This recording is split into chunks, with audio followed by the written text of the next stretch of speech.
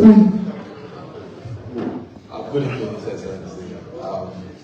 My question is just straight. I'm not going to gloss over it. We Edo State, we have like three senatorial districts. We have Edo South, Edo North, and Edo Central. And no offense, it's not news that we from Edo South. There's a very unique thing about us. We pride our traditional institution.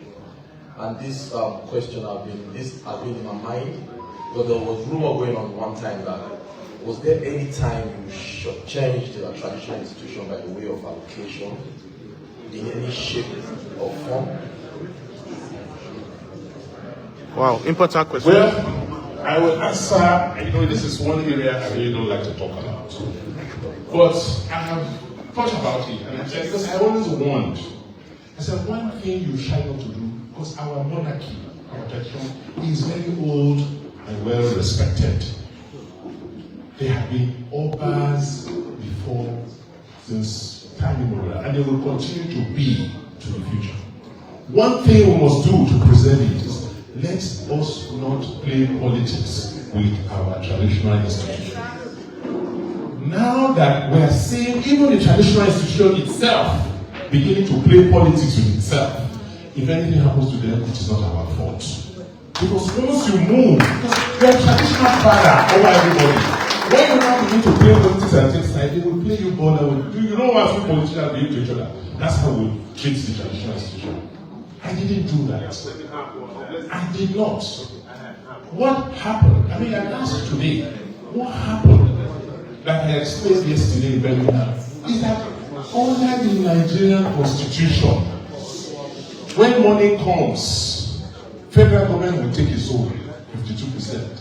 They will give states, they will give local governments, right? According to Obaseki don't tell us say, now money actually na cause quarrel, my people. If the palace allow politicians to use them play politics, anything when the palace see, they go bear am. According to Obaseki tell us say, others Obas they come, they go. We no hear politics matter attached to the palace just the way they happen right now.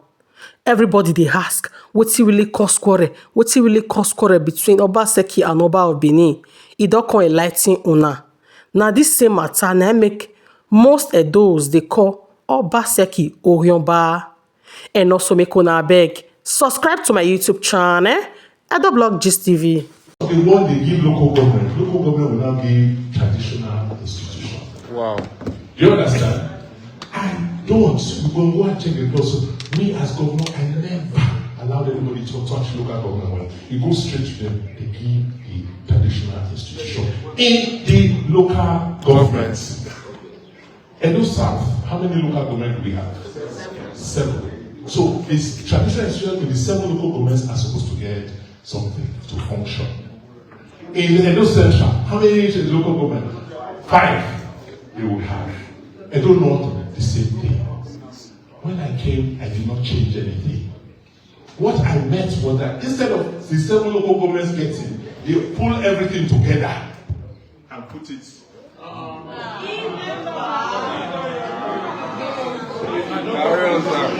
Can you hear me?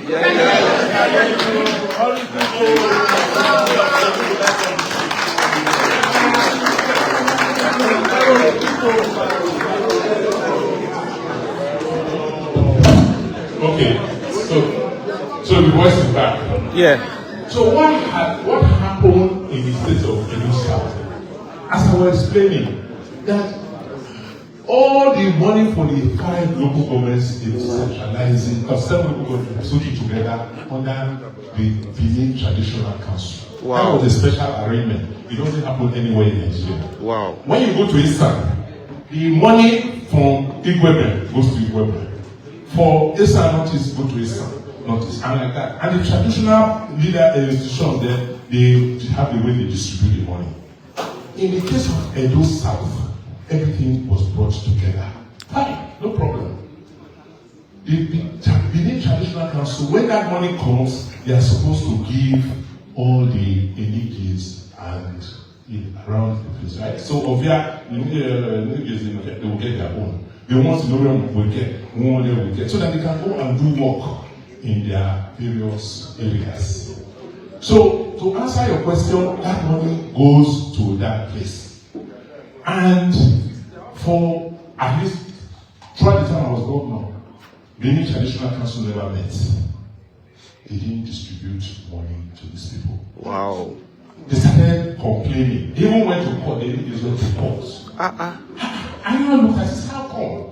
Every month, over 150 million comes into the center. Today, I hear it's almost 700 million or more. And nothing goes to anybody else. So, how would you expect them to maintain small services in the various communities? That's why when you go to many communities, you ask, go there and say, okay, where's the Onogi? Say, he's in the there's one left. Hey. There was a particular case. You remember, there was so much armed robbery one time between Benin and Auchi. Particularly that Umule section of that road. Around before So there was so much armed robbery there. I think it was 2019, 20. Hey, one house. So we went to have a town hall meeting.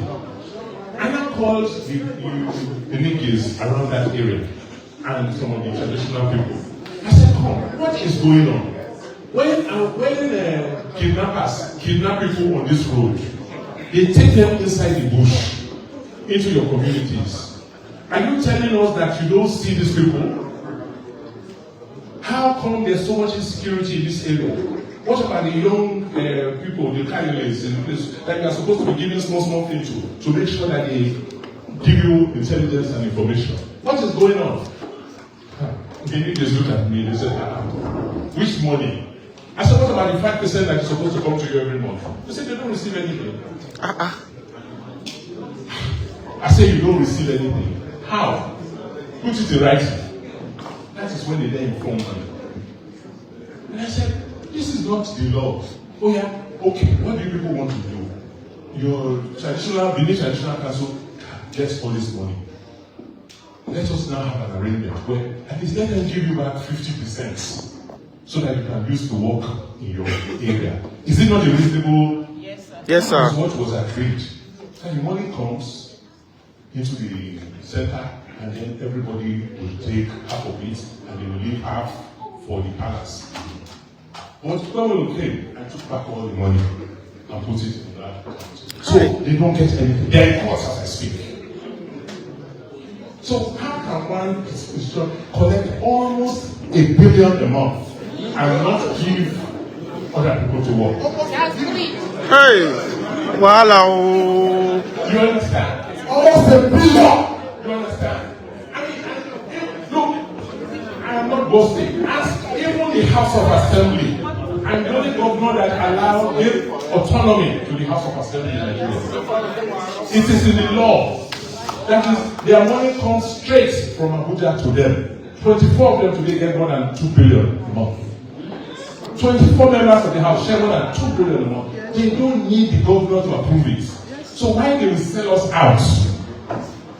Despite the money they are getting direct, to go and be collecting crumbs from the governor's office, I don't understand. So the base of all this problem is money. Don't listen to any lies anybody is telling you. The evidence is there. Wow. I can show you. Ask local government by local government how much goes to the traditional council in your local government every month. It is there. It's not hidden. Where is this money? Call your local government and find out whether anybody is getting money from that. So that lie they have been perpetrating will not hold because it cannot stand the test of time. It is about money. And I'm saying this money is for people to do work. One person cannot own everything. Is it possible? No. That is not the law, that is not the constitution. But you can accommodate because of some history. So the fight is just about money. No money was coming to me. I just wanted fairness so that the work can go on. Until we solve this problem of getting money to the locality, we will not stop this issue of kidnapping and insecurity. Okay. Because the people, nobody wants to stay in the village anymore. Nobody wants to stay in those areas.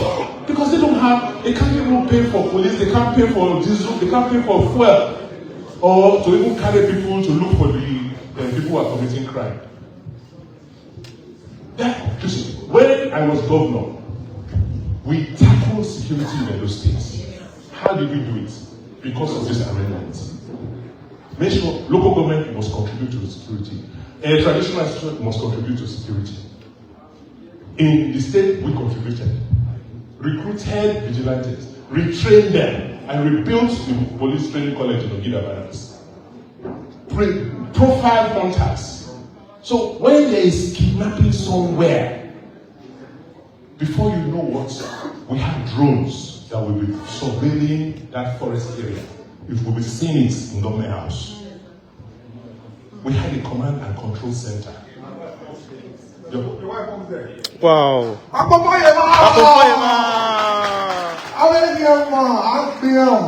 That way, the reason I'm saying is that way, when you call the traditional ruler in a particular community, they will stand up because they know they are getting something and they want to respond.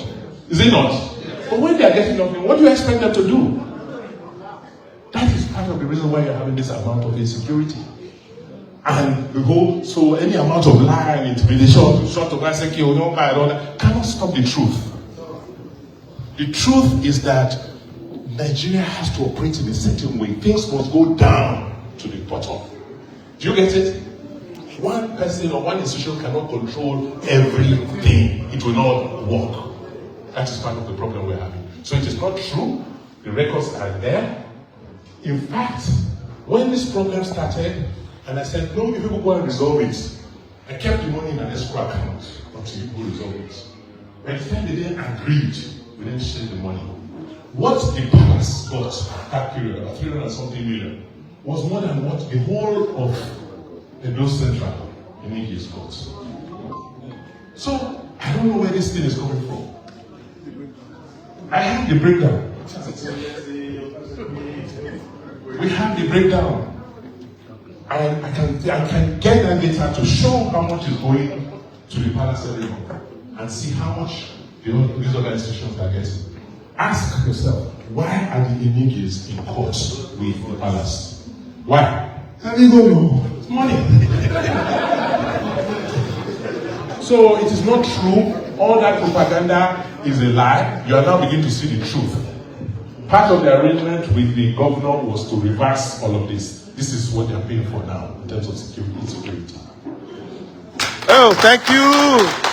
What do we get for here? Because His Excellency said the guarantee won't show it for London. So I think the next 10 minutes it will be up.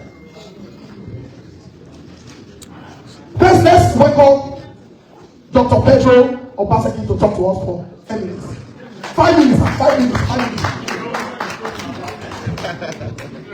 Ilé ẹjọ́ wa yá wa àtọ́ wa ìpẹ́ o, ọmọ wíwí wa, kíló wíwí wa, oyin wa mọ́yè ẹgbẹ́ mà, kátíkátí ọtí mà náà diọ, ọtí òkúrẹ́ ẹgbẹ́ Obaseki akẹ́kọ̀ọ́ pẹ̀lú yóò nọrí nẹ, Godwin n'oge gasẹ Obaseki, lórí Obasẹ, lórí àwọn lórí àṣẹ, wàyà wẹ̀sì. You know, God wrote and created the world speaking Benin. The English got it all wrong. So I don't say anything until I speak Benin. I also want to thank my auntie, our wife, and the mother of my elder brother, Auntie Betty Obaseki, who is the elongated first lady of Edo State since there is no other one so far. And since God and life oppose the vacuum, I also want to thank our first lady for standing by a very stubborn man, a very resolute and convinced man. Before I open today, I just want to say that the problem we have over Godwin is a perception issue by mental dwarfs. No, you have to understand that. And these people, when you are intelligent by nature, Those who are less so think you are arrogant. And there is no apology. My family and those who have worked with Godwin do not have any apologies for doing the right thing.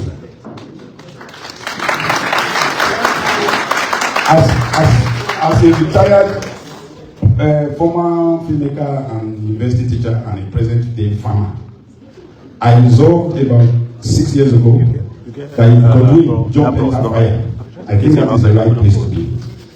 Prior to that, I have my own different convictions, but when you are a man who understands truth has no color.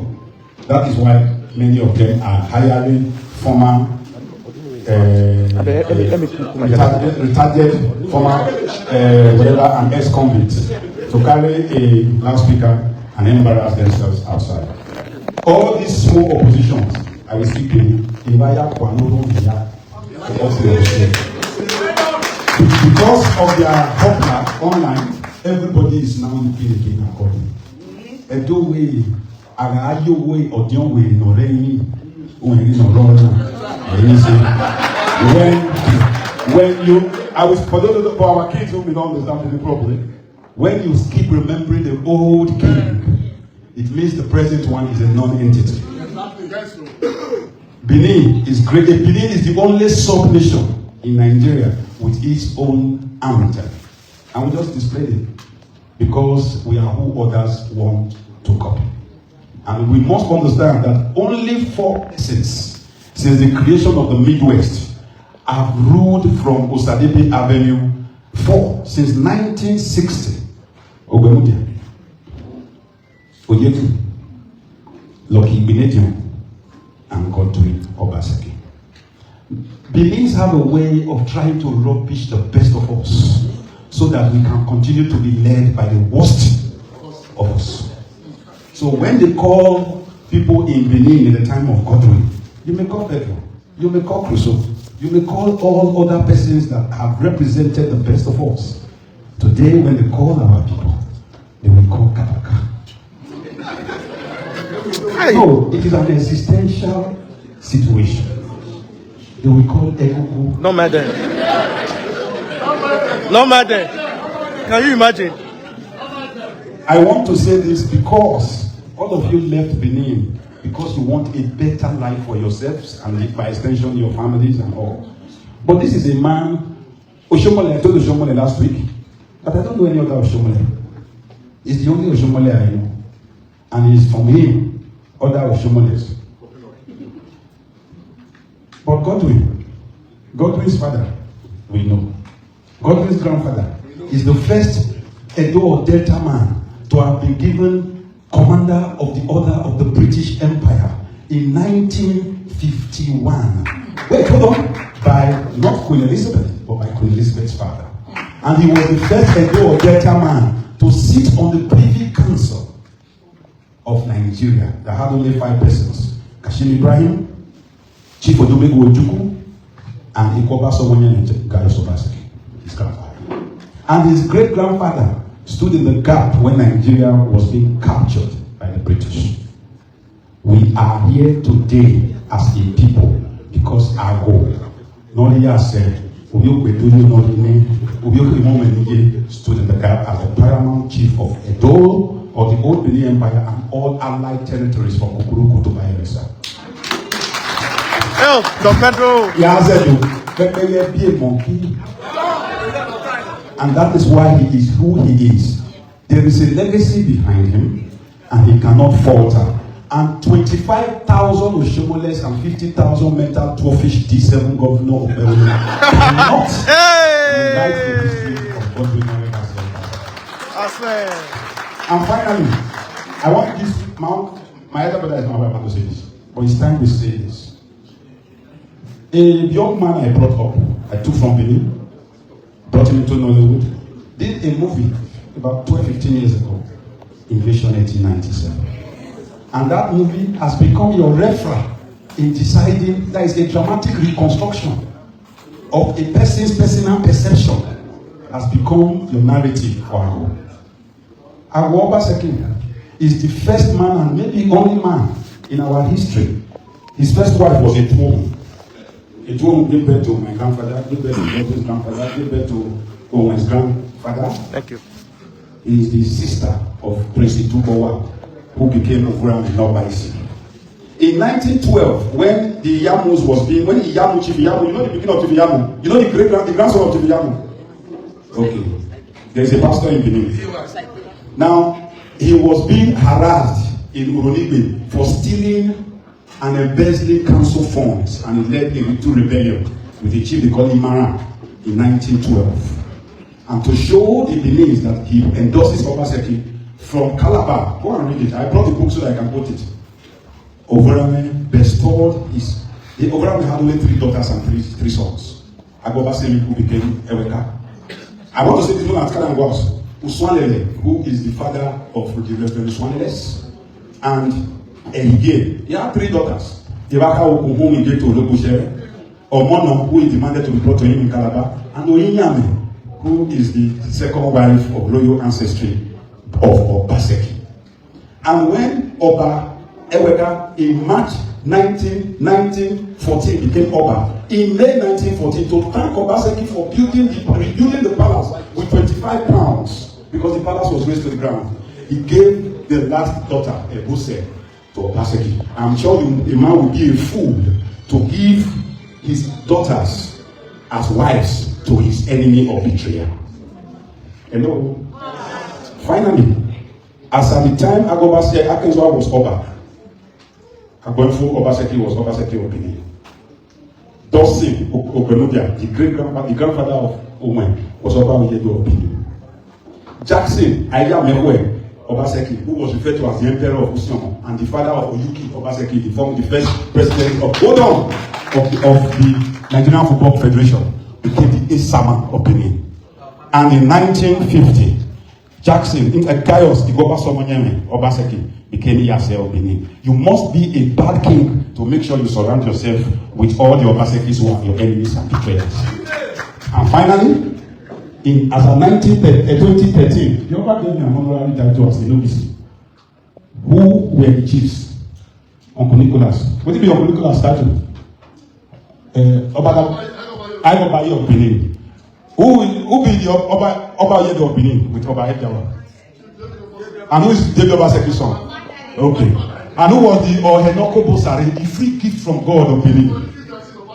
Then Ejawa must be also for him to surround himself to Obaseki. Forget the fallacies. Go and read the works of Isaiah. Go and read the works of Igarewa. And go and read pages 17 to page 70 of Nemesis of Power by Professor Philip Ipape. So we are not ashamed to be Obaseki. Godwin is our primus inter pares. And with him is the magnus opus of governance. Thank you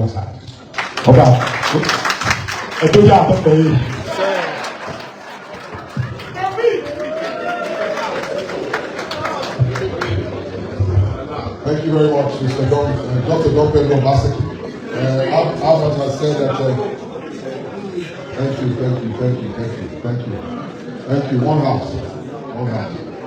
Before Albert stepped out, he said I should take a few minutes to say a word or two about my boss.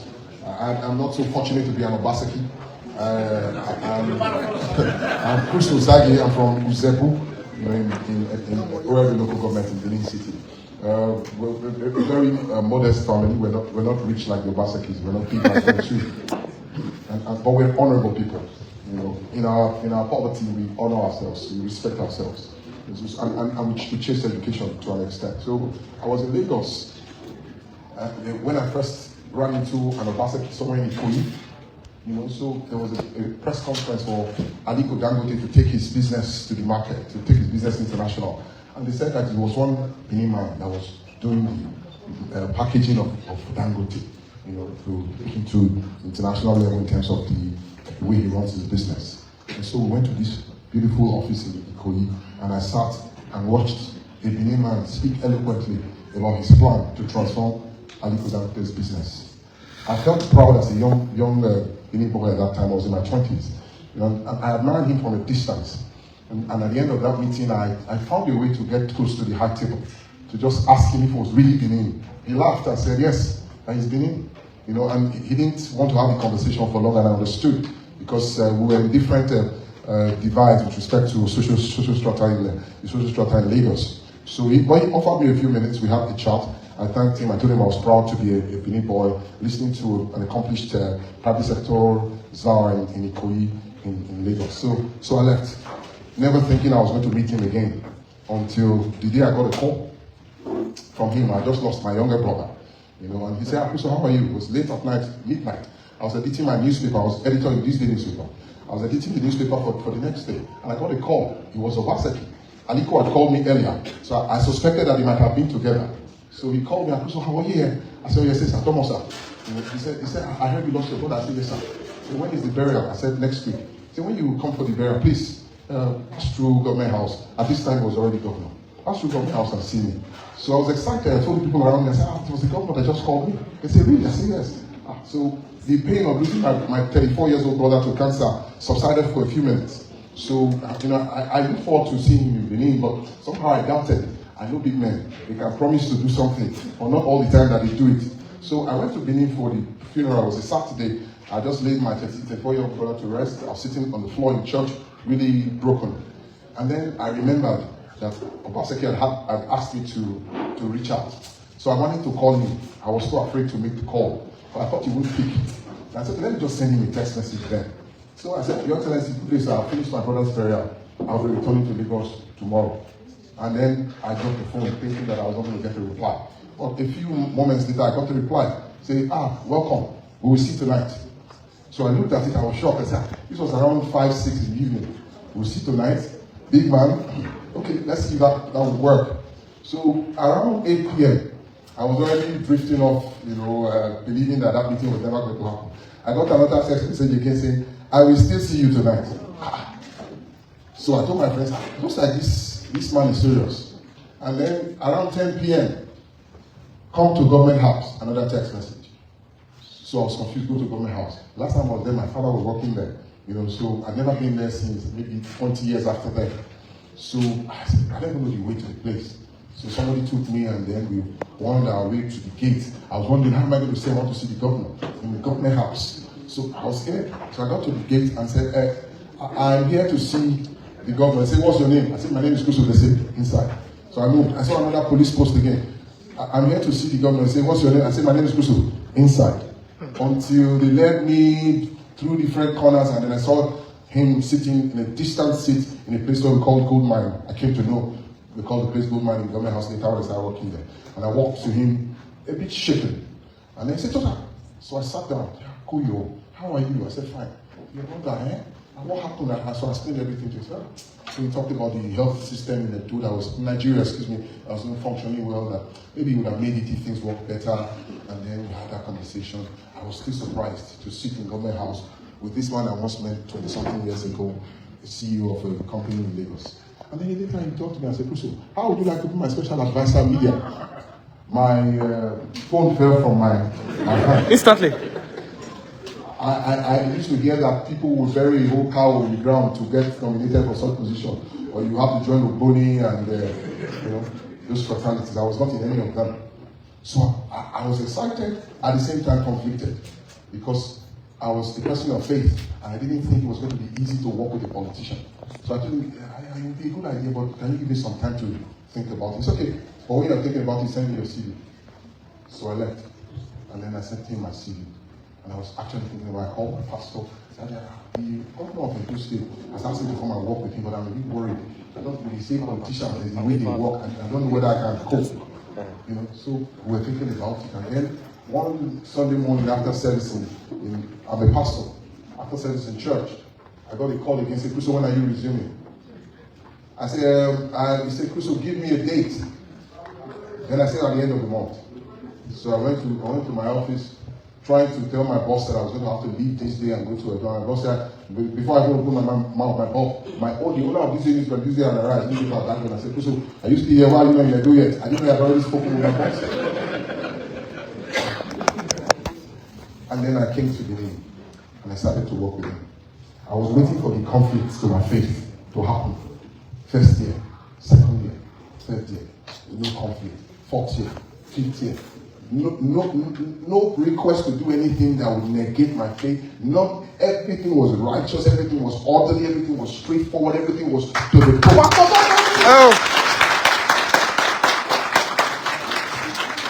I worked in Obaseki for 8 years. My faith is intact.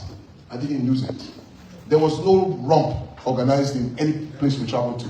There was no wild parties. There was nothing. There was no corruption, no scattering of girls. You know those terrible things that happen around. There was no such thing. We will work from morning till night. At best, we'll have dinner before we leave. And I learned the most from one man than I've ever learned from anybody I've worked with for 20 years before I met him.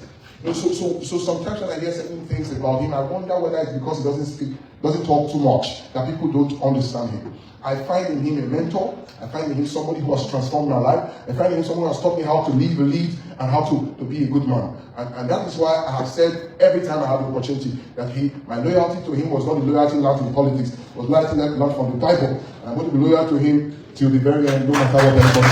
Thank you very much. Thank you very much, Dr. Pastor Obaseki, for that wonderful speech. Yesterday, I told you, I said London is different. You will talk. I've attended evening parties like this in London, even on Sundays. Yesterday, we are yet in 11. Don't worry, Pa. Don't worry. He just said, make me quick. People, they go work tomorrow. And I tell them, make the Pa come and say, these people, they don't already sacrifice today. For those that want to go to the kitchen, please give us another 45 minutes. His Excellency and the First Lady will lead us to the kitchen. So, ladies and gentlemen, with a standing ovation, let us make welcome the Ematowa, the immediate past governor of Edo State, Godwin Nolase Obaseki.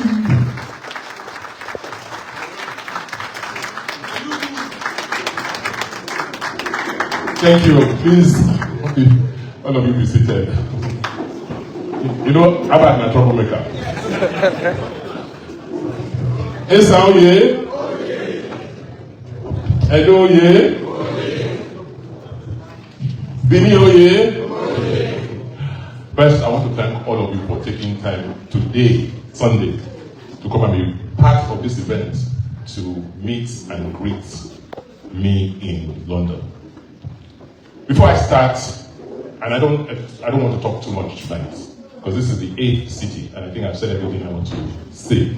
This evening is just to come and party with you, members of my family, and to just say what we're saying.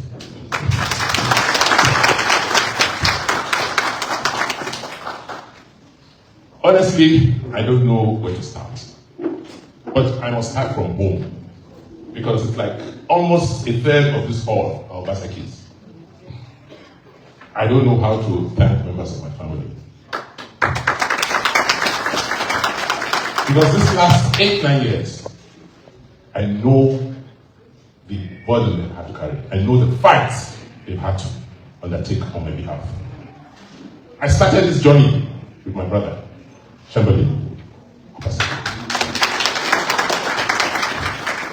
He was the first person in 2015, Christmas 2015, that took me around the family and gave me the assurance that this thing will be a success. Later, we disagreed as usual.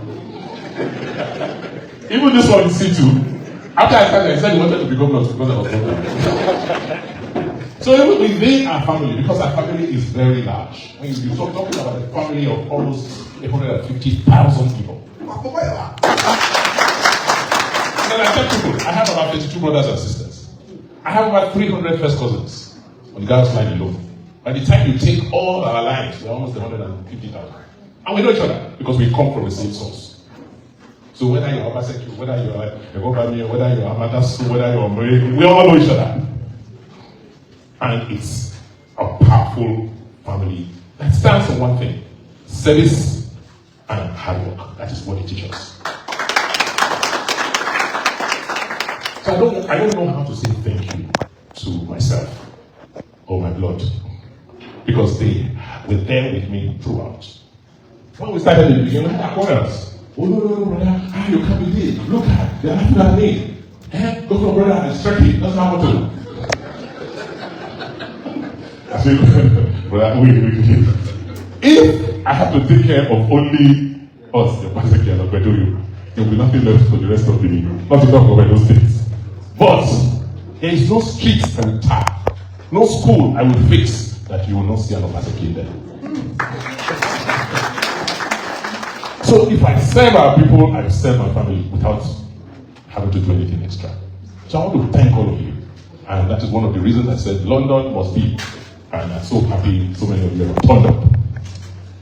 I see members of my political family from Nigeria. I didn't know that most of them have escaped like me.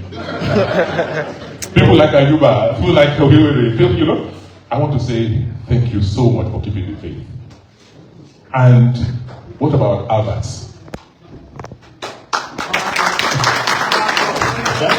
And then I went to Leeds and his 2-year-old daughter. He said, okay. And people ask me, how much do you give Albert? I said, oh, I don't give money. Because, like I've always told even Kuzo, I said, you see, until we play politics like we do our religion, our politics will not work. I said, when you are going for a church meeting or church program, do they give you money when you go there? Are you not the one that contributes? So why when I call a political meeting, I must give you money? When you are doing the work of God, who pays you? So when you are doing the work, politics for the people, why should I pay you?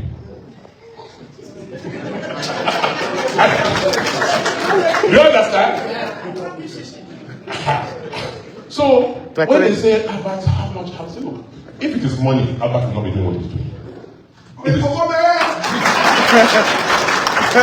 is conviction, belief in the future, and we need more like him. Because without this kind of attitude, we're not going anywhere. That is what we're enjoying here in Europe.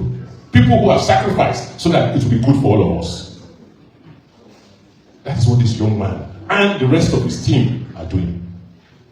In an event like this in Nigeria, we would have paid people to come. I mean, yes. But you are here on your own. Those people outside were paid.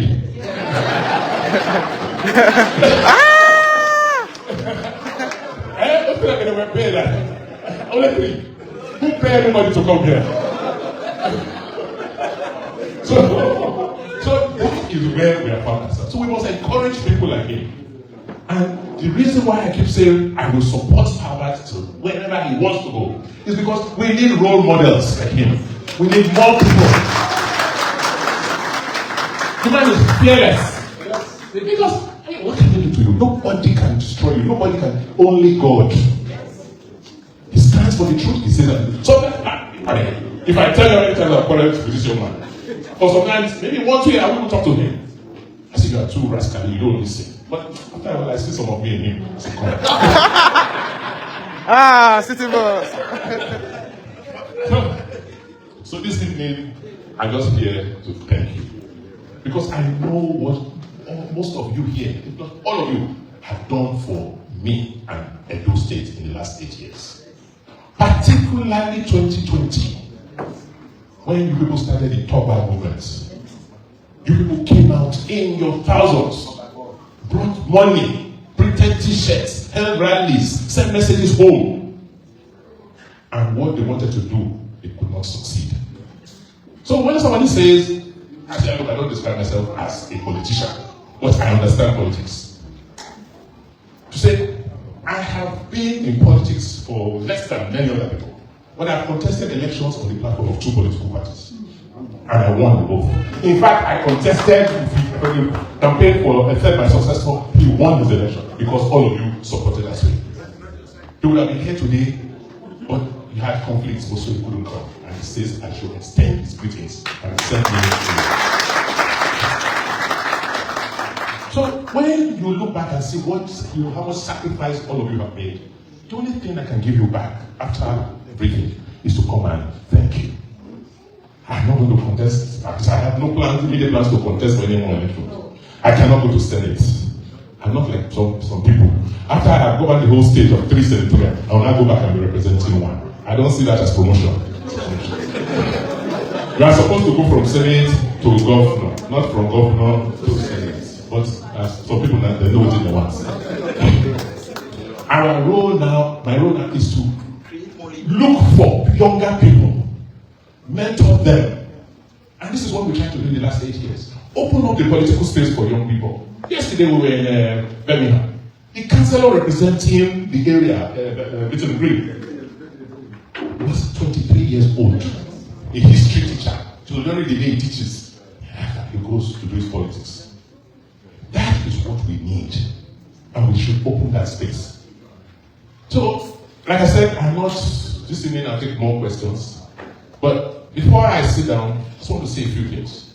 First, that this last 8 years was supposed to show the greatness in Edo. That you are not an accident. Our Benin Empire was not an accident. There's something special and unique about us. To have sustained an empire for how many centuries? We're not ordinary people.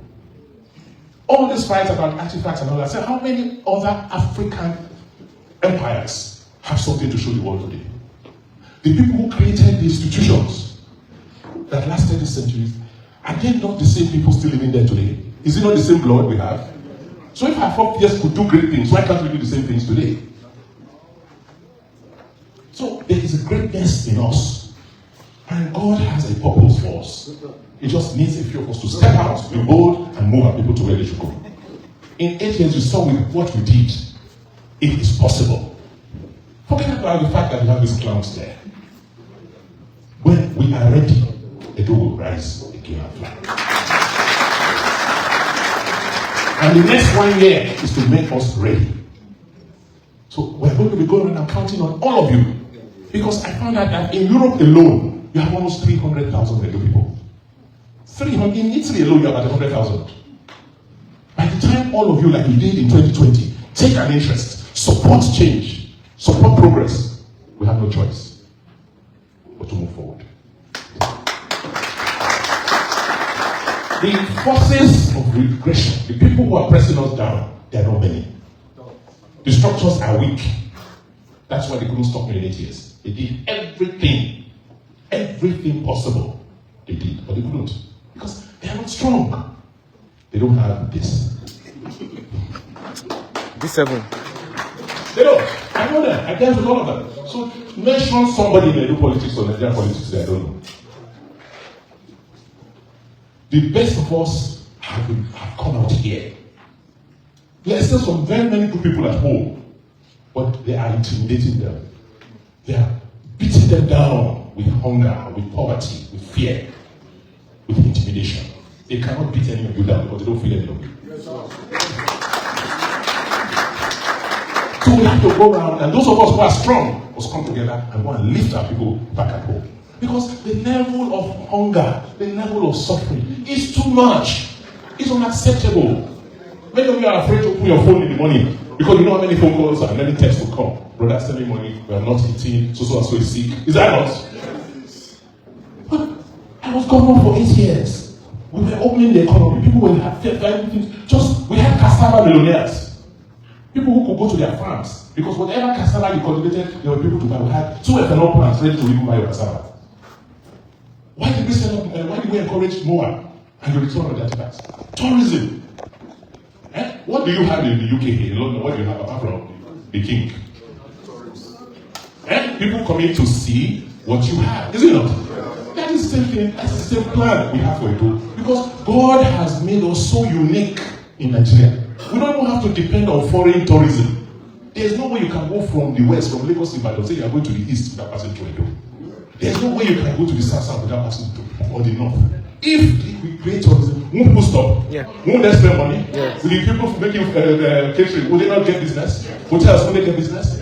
So what is the problem? Making sure that the place is peaceful. Removing people, Agoros from the streets and giving them work. Was that an offense? No. To create a peaceful environment? No. So you can see what they've done. So my last message for you is that what they are trying to do to me, which they will not succeed because of you, they did the same thing to Bermudia. Bermudia was one of the greatest governors leaders we ever had in Nigeria. When he finished, the same thing. They tried to jail him, seize his properties. When Ambrosali finished, they jailed Ambrosali. That is what they are trying to do to me. But with you and God, they cannot. Amen. So ask them, so ask anybody, what did Obaseki do wrong? Whoa. What did he do wrong as a governor? Oh, he said, Moa. I said, wait. First and foremost, before he became governor, this talk of the artifact was there 20 years, 30 years. It was when he became governor, he resolved it. I mean, Yes. What is the problem? You have it there, everybody will come and enjoy it. The people who are causing this problem are very few, particularly in the North South. They still recurring decimal. We know them. And we will deal with them by the grace of God.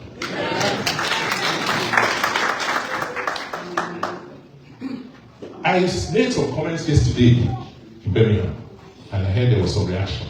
I said, okay, that's fine, but you haven't seen anything yet. Hey. You see, I said, those who live by the sword die by the sword.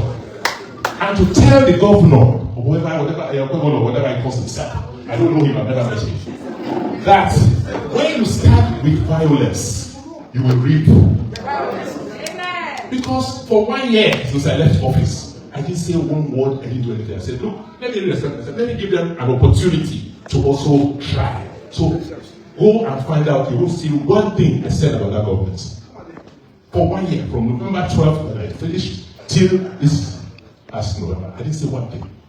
Then suddenly, you and the past organized, you go, you attack diplomats who came to watch exhibition in Moa. You send people singing and threatening me. Go and watch those clips and the kind of things they were saying about me. Threatening me between the government and the palace. That was not enough. Government paid people to come to Manchester to attack me. And they sacked Albert.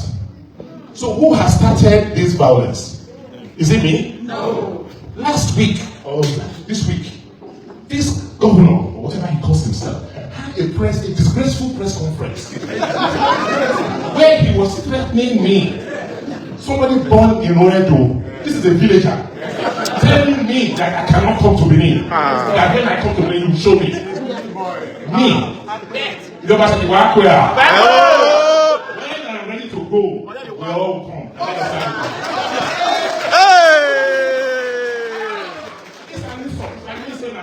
He cannot go to his village wherever he comes from. He's coming to threaten. That will tell you that where they have gone to mentally. So there's a threatening violence. So if now I respond, nobody should hold me responsible. Because it is clear, I can't leave myself empty to be hurt and attacked by deranged people like that. So I'm going to fight back and give them a notice. I will fight back. Hey! Don't cast! I didn't start the fight. Look at the clouds they paid to come and disrupt this event. Junkies. And they call themselves a government. And because they are afraid, they know they did not win the election. I was in INEC that day and I saw what they did. Shameful. We kept quiet. We said we did not want to fight. They were expecting that. You see, they sent over 30,000 policemen to Benin. They were expecting me to call people out that day. They would have killed some people. They wanted to arrest me and charge me for murder. That was their plan. They had set it all up. But I'm smarter than them by the grace of God. Now they stole the election. 1 year after, what have they achieved? Nothing. Every day, Obaseki. Obaseki. I have left them. Do your own work. Do your work. I left a 833-page transition document. So I called them and I said, come, I don't want my work to spoil. Come and see how we did what we did. How we did education, how we did health. Come. Set up transition committee, let us meet. They say I should pay them 60 allowance for them to come. Hey, can you imagine? You understand? So they don't even know what we did, and they are not interested. But what is more painful, and the last message I want you people to take home, go and warn Pastor Ezeyamu. Go and warn the Nisi Hausa. They are Benin people. They are harassing the investors in Oriomo and of Ovia because they want to take the land and give people for palm oil. They want to land grab it. Okefolo is doing what he's doing because he has many people around him asking him to do it. He doesn't have the guts. He doesn't have that to do the things he wants to do, things he's doing on his own. He is being prodded. And he will regret it. Because I work with these people. They could not get any access to me. That was why they were bitter. Now they think they have access and they will pull the man down and pull the house down. So don't blame him too much. Because first he doesn't have anything there. Hey! Who he feels they are helping him have an agenda to bring him down. I know it, I know them, I know how they behave. But we cannot give up. We cannot give up. The best of Edo still exists. And it is you.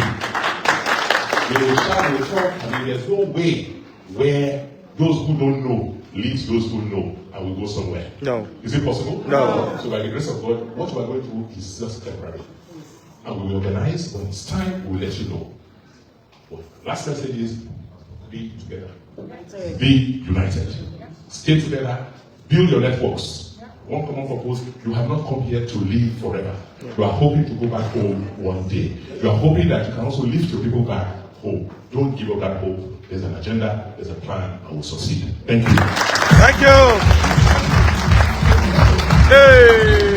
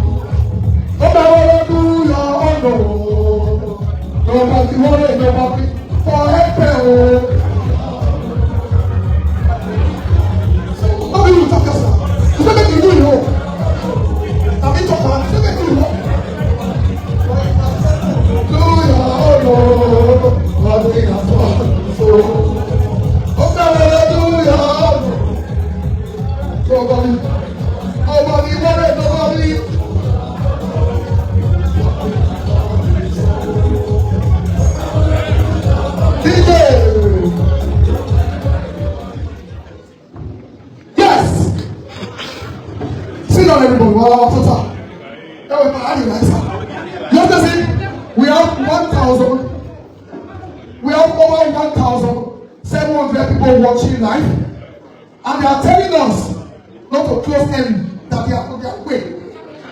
They are watching us live. Over 1,700 people watching us live. They say, I beg that they know. Let me never finish. I will tell them say we dey at 11. So voila, how you like? Now tell the car, please, for those that want to get, see, we will have time for discussion. Bro, please, we will have time for both to move around, interact. 15 minutes, please. Mr. Ogunusa, please, you have 2 minutes to talk to us. And then we have a I want to go in Benin. I don't know how to push it. And you only tell you where and not having a matter. And we're not going to have a 2019, I was there. 2020, I was there. 2024, I was there. This year, I was there.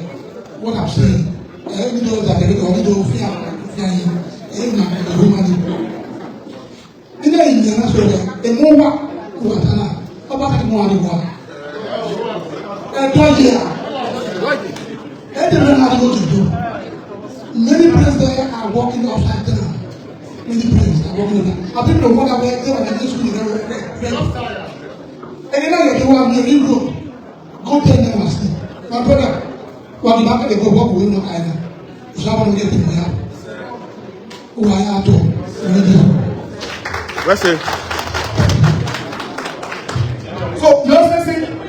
Our people are eager to ask questions. Should we do 20 minutes refreshment before question and answer? Guys, question or enjoyment? Which one first? Question or enjoyment?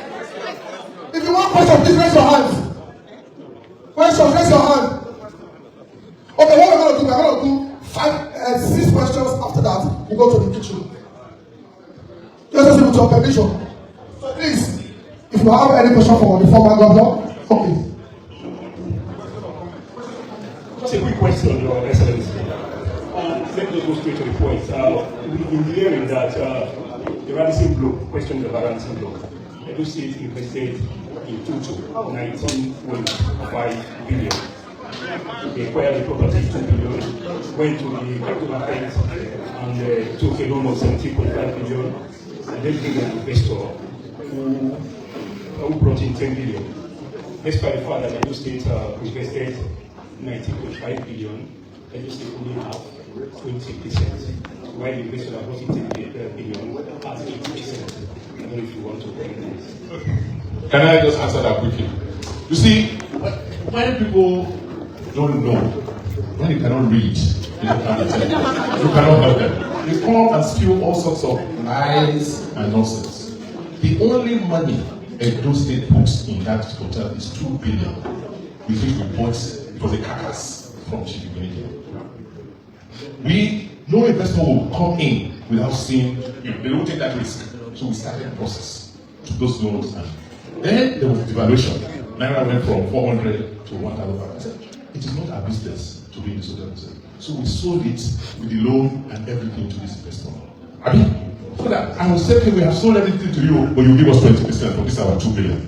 By the time they finish this hotel, it will be worth about 65 billion, and we have 20% of that for our 2 billion. Is that a bad investment? Oh, I don't like to boast, but there are not many people who understand finance as I do in Nigeria. So when you have Lilliputians come to you, Lilliputians! Hey! That is what it is. It is sad that these are the kind of people who are even talking about issues, but they don't even understand. What we just said that they can't even, they just look at paper. Like the man said, MOA costs 3.8 billion. Yeah, take 3.8 and go and build it now. Can you imagine? Oh my God. Next question. Next.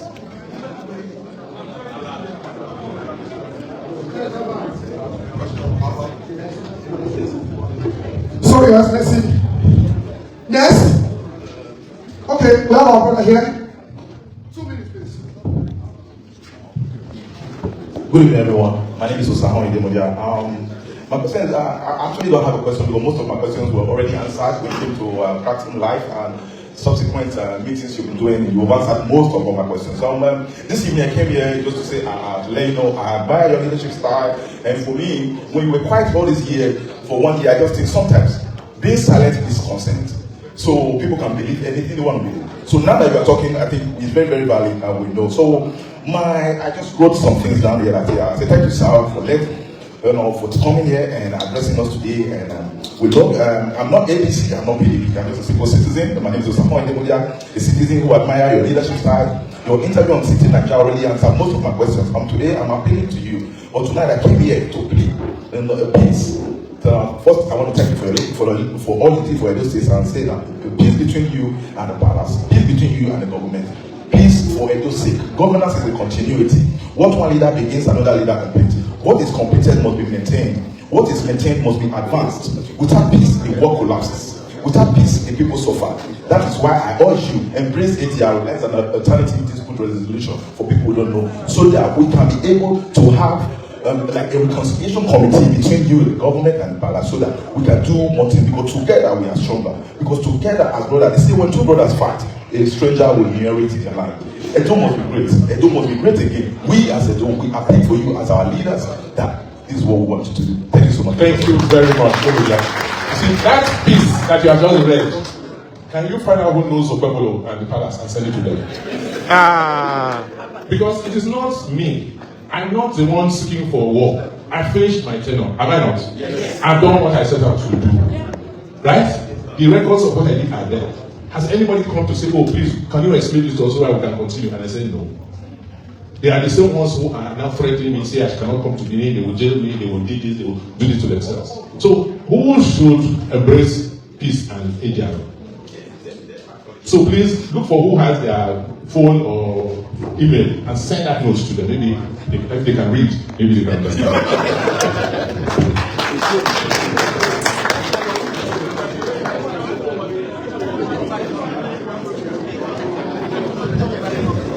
Thank you very much, everyone. Like I said, Nepal, London. Thank you, DJ. I'm trying to get the management of this facility to quickly look into this.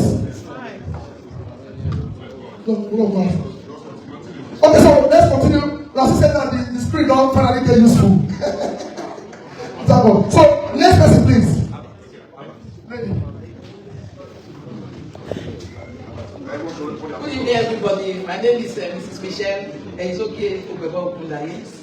I'm the daughter of Pa.S. Obebo, formerly known as Obebo Somi, in Sloko. That's my dad. And when I was growing, my dad employed more than 200 persons to work with him. So I'm also the leader of those diaspora participants worldwide. The reason why I came today is to come and say to our daddy, our former governor, Daddy Obaseki, for what they have done for the state. I was one of the persons that really, with the Stadius and those probably know I do diaspora connect. We were one of the persons that powered that group. And with power you, we worked and camp for him and everything to campaign for you. And thank God we conquered, and we really like your ideology and we conquered that. So when you, this last 1 year, and also we also supported Mr. Asma Igodalo as well. So this past 1 year, like my brother said, you were very quiet. So my message today is for Quarrel, our executive governor for this our present governor. I'm just here to speak to him. It's somebody like you that the Quarrel is supposed to win your father, not to let you go. Because you have the brain, you have the semblance to go. So power is going to the next step. As you have always come. I followed you, I know all you are. That's why I'm here. I cancel my trip today. I'm a big wife. I said I must come here. I was supposed to go you and say that whatever, how do you do this? How can you help me to let them do it? It doesn't matter if you are opposition or not. And our dad is on nobody does not go to the so these two government, the first governor and the people will go together. They need to be together and they can power it. Nothing means that right is here. Because what we are seeing is going to be not we the daughters of Edo, we don't like what we are seeing. Please, we need this and we need Edo to move forward. The only way we can do this, like my brother says, to this. So Mr. Quarrel, our governor, this is not, they are not here to criticize you, whoever you are, don't know how you get there. Please, contact our former governor to let you know and to teach you the way forward. You need to learn. It doesn't matter, you can learn from anyone. You need to learn. He's very intelligent. He had the influence. What it takes to move the way forward. That's why I'm here today. And I want to also say our first lady today, I just want to let you know that my mom is a job, like I said before, for titles. So go tell you. So that's Thank you. Thank you very much, ladies and gentlemen. Darkness can never overpower light. Please put on your mobile phone torchlight. Everybody, let's go. If you are here for Obaseki, put on your mobile phone torchlight. Everybody, our phones can power this hall. Everybody, put on your light. If you are not doing this, you are enemy. Put on your mobile phone light now. We can power this hall with our mobile phone. Show your light. Show your light. See, they have been planning. They have been coming to this hall, surveying this hall. They have looked for people. They say they are looking for people with criminal record. They say they are looking for people with criminal record. Power this hall with your phone. Power this hall with your phone. Everybody, power this hall with your phone. You get a phone, the phone. Ready to start. What? Power this hall with the top phone. A motto, you are a strong man. So now what did I do with this? All the juju, all the cow, all the fowl. Now what did I do with this? Next person, please. Next person. I know the technical team of this facility. They are doing their best to restore power. Put on your phone. Next person, please. Technically avoiding me or what? Mr. Governor, sir, Your Excellency. It's just a quick one anyway. I appreciate what you've explained so far. I've listened to you. It's just a quick question. Well, having experienced all through your tenure, first tenure, second one, is there anything you did that you think you could have done better? Or is there any challenge that you feel like you would want to share from your experience as a governor?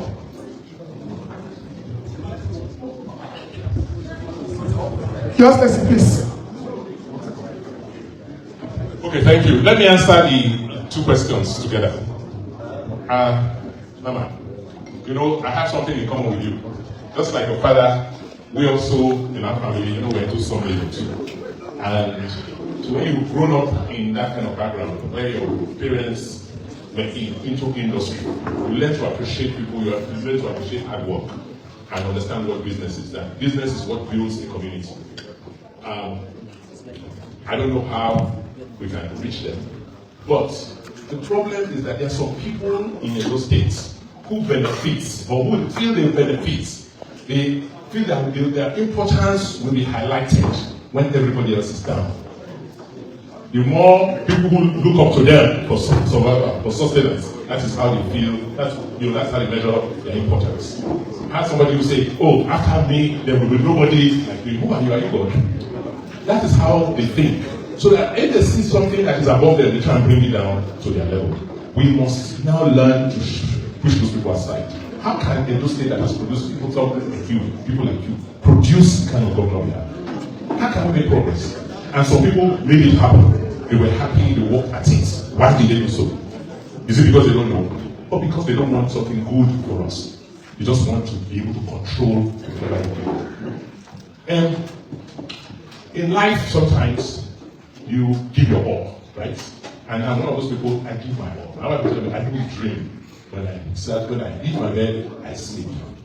Because throughout the day, I exhaust myself, I do everything I said. Right? And that's how I pursue governance. I don't have any regrets. If you ask me to do it again, I will do it worse than I did it the last time. Do you get it? Because I was learning. Because what did I do? I came to a place that was poor. The money wasn't there. The little money that was there, everybody in government house wanted to share it.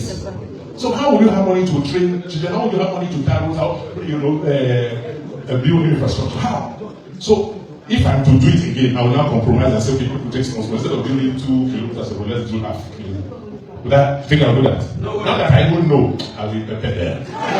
Hey! You get it? Because if we're a poor country, there's so much. You're here now. I mean, you live in England, you live in London. Is there any road that's not touched? No. So why can't we have the same? Do they have bitumen here? We have. So why can't we? Because we have people who just don't have a vision. So when I look at what I did the last 8 years, I say no. If my prayer was that Aswell will take over for me, I would have continued. I won't be where we are today. Because where we should be, we're far from where we should be. I don't know whether you listened to me in Birmingham yesterday. In 1975, when Obaseki was governor, we were only 63 million people in Nigeria. Edo was less than 1.5 million people. By the year 2000, when we started this republic, the population had doubled to about 126 million. By this year, we are now almost 240 million. Since 1975, have we quadrupled the number of roads? Is it not the same one road from Benin to Lagos? Is there even rail on that road? Even within, how many roads are there? If not for what we try to do to be tarring so many roads inside so that we can make the place more tolerable. What about food production? Have we quadrupled food production? Now you have more than 4 times the number of people who used to live in Edo. Are you producing enough food? Because there's no opportunity, most people are leaving.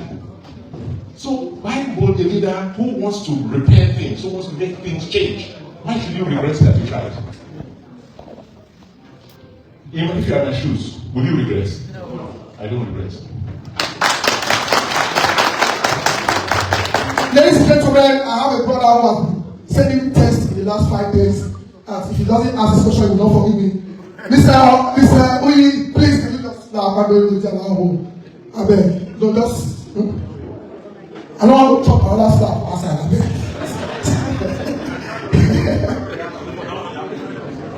Thank you, Mr. Uyi. Good evening, Excellency. My question is just straight. I'm not going to gloss over it.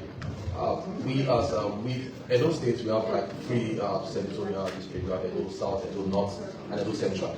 And no offense, it's not news that we from Edo South. There's a very unique thing about us. We pride our traditional institution. And this question has been in my mind, because there was rumor going on one time that was there any time you should change the traditional institution by the way of application in any shape or form? Wow, important question. Well, I will answer. This is one area I really don't like to talk about. But I have thought about it, and I said, because I always warned. I said, one thing you try not to do, because our monarchy, our tradition, is very old and well respected. There have been obas before, time immemorial, and they will continue to be to the future. One thing we must do to preserve it is let us not play politics with our traditional institution. Now that we are seeing even the traditional institution itself beginning to play politics with itself, if anything happens to them, it is not our fault. Because once you move, your traditional father over everybody, when you now begin to play politics and take side, they will play you border with you. You know what politicians do to each other? That's how we treat the traditional institution. I didn't do that. I did not. What happened? I mean, I asked today, what happened? Like I explained yesterday in Birmingham, is that under the Nigerian constitution, when money comes, federal government will take its own, 52%. They will give states, they will give local governments, right? Out of the one they give local government will now give traditional institution. Wow. You understand? I don't. We will go and check it also. Me as governor, I never allowed anybody to touch local government. You go straight to them, they give the traditional institution in the local governments. Edo South, how many local government do we have? 7. So this traditional institution with the 7 local governments are supposed to get something to function. In the Edo Central, how many local government? 5 they would have. Edo North, the same thing. When I came, I did not change anything. What I meant was that instead of the 7 local governments getting, they pull everything together and put it.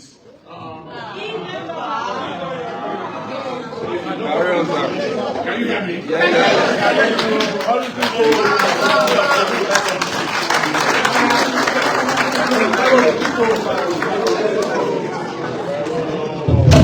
Okay, so the voice is back. Yeah. So what happened in the state of Edo South? As I was explaining, that all the money for the 5 local governments is centralizing, because 7 local governments put it together under the Benin Traditional Council. Wow. That was a special arrangement. It doesn't happen anywhere in Nigeria. Wow. When you go to Eastern, the money from Igwebe goes to Igwebe. For Eastern Northeast, go to Eastern Northeast, and like that. And the traditional leader institution there, they have the way they distribute the money. In the case of Edo South, everything was brought together. Fine, no problem. The Benin Traditional Council, when that money comes, they are supposed to give all the Enigis and around the place, right? So, Ovia, they will get their own. The ones in Lorem will get, one will get, so that they can go and do work in their various areas. So, to answer your question, that money goes to that place. And for at least throughout the time I was governor, Benin Traditional Council never met. They didn't distribute money to these people. Wow. They started complaining. They even went to court. They didn't use to court. I don't look at this. How come? Every month, over 150 million comes into the center. Today, I guess almost 700 million or more. And nothing goes to anybody else. So how would you expect them to maintain small services in the various communities? That's why when you go to many communities, you ask go there and say, okay, where's the Onogi? Say, he's in the There was a particular case. You remember there was so much armed robbery one time between Benin and Auchi. Particularly that Umule section of that road. Around before. So there was so much armed robbery there. I think it was 2019, 20. In one house. So we went to have a town hall meeting. And I called the niggas around that area and some of the traditional people. I said, "Come, what is going on? When kidnappers kidnap people on this road, they take them inside the bush into your communities. Are you telling us that you don't see these people? How come there's so much insecurity in this area? What about the young people, the candidates in place that you are supposed to be giving small things to make sure that they give you intelligence and information? What is going on?" They need to look at me. They said, "Which money?" I said, "What about the 5% that is supposed to come to you every month?" They said, "You don't receive anything." I said, "You don't receive anything. How? Put it in writing." That is when they then informed me. And I said, "This is not the law." "Oh yeah, okay. What do people want to do? Your Benin Traditional Council gets all this money. Let us now have an arrangement where at least let them give you back 50%. So that you can use to work in your area." Is it not a reasonable? Yes, sir. Yes, sir. That's what was agreed. So the money comes into the center, and then everybody will take half of it, and they will leave half for the palace. But when we came, I took back all the money and put it in that account. So they don't get anything. They're in court as I speak. So how can one institution collect almost $1 billion a month and not give other people to work? Hey, voila. You understand? Almost $1 billion. You understand? Look, I am not boasting. Ask even the House of Assembly. I'm the only governor that allows autonomy to the House of Assembly in Nigeria. It is in the law. That is, their money comes straight from Abuja to them. 24 of them today get more than $2 billion a month. 24 members of the House share more than $2 billion a month. They don't need the governor to approve it. So why they will sell us out? Despite the money they are getting direct, to go and be collecting crumbs from the governor's office, I don't understand. So the bottom, the base of all this problem is money. Don't listen to any lies anybody is telling you. The evidence is there. Wow. I can show you. Ask local government by local government how much goes to the traditional council in your local government every month. It is there. It's not needed. Where is this money?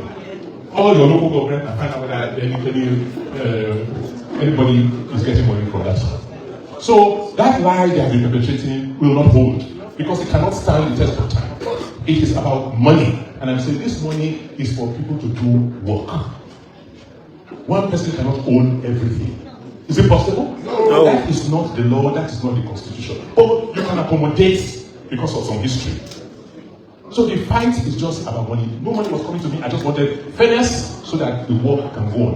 Until we solve this problem of getting money to the locality, we will not stop this issue of kidnapping and insecurity. Okay. Because the people, nobody wants to stay in the village anymore. Nobody wants to stay there because they can't even pay for police, they can't pay for diesel, they can't pay for fuel, or to even carry people to look for the people who are committing crime. When I was governor, we tackled security in those states. How did we do it? Because of this arrangement. Make sure local government must contribute to the security. A traditional institution must contribute to security. In the state, we contributed. Recruited vigilantes, retrained them, and rebuilt the police training college in Ogida Barracks. Profile hunters. So when there is kidnapping somewhere, before you know what, we have drones that will be surveilling that forest area. If we will see it in government house. We had a command and control center. Wow.